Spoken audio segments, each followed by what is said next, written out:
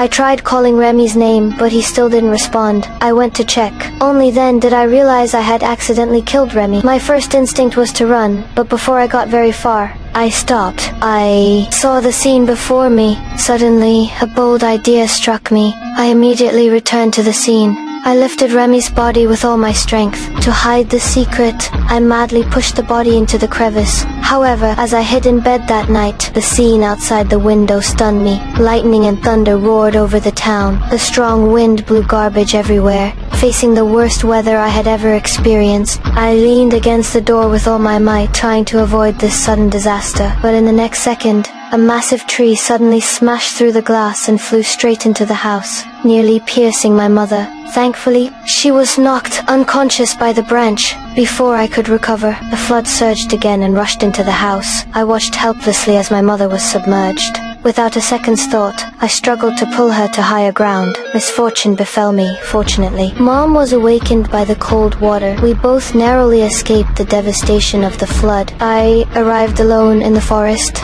watching the mudslide turn the forest into ruins. I secretly rejoiced. I thought this natural disaster might help me conceal my secret, distracting the townspeople from searching for Remy. However, police and neighbors surrounded my building. A missing person notice played on the television. I began to panic, but I didn't dare tell my mother the truth. The police were also on edge, facing the police's questioning. I appeared remarkably calm, but inside I was terribly panicked. Just then, a young police officer wrote a new clue. Someone saw Ronnie and I walking into the woods together.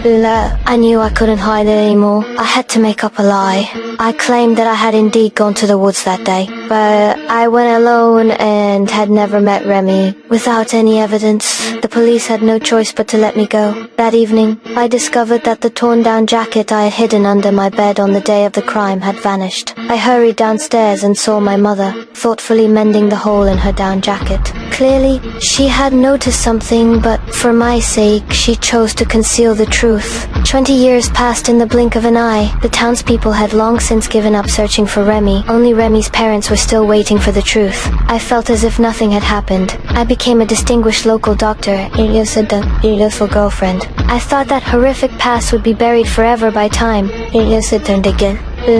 Constantly announced the forest redevelopment plan. I was instantly overwhelmed by the memories of the past. Glow washed over me. I tried to stop the development, but I found myself with no way out. When the workers' bulldozers ruthlessly dug through the cracks in the rock, my retribution arrived.